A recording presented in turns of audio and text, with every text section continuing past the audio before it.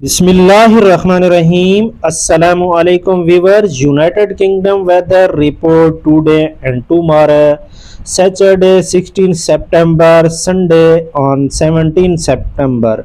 Turning muggy in the south, rain easing in the north.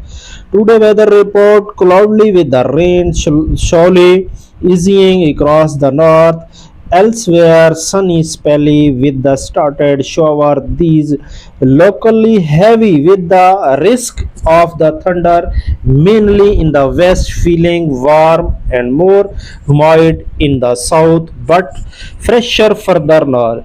Tonight weather report shower becoming more widespread from the southwest through the evening and the overnight with the risk of the thunder through the early or the drier further north with the touch of the frost possible.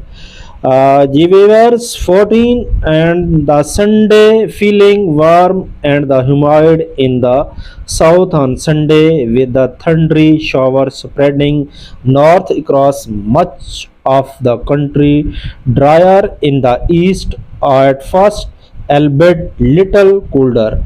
Viewers, so cities weather report on the temperature degree centigrade.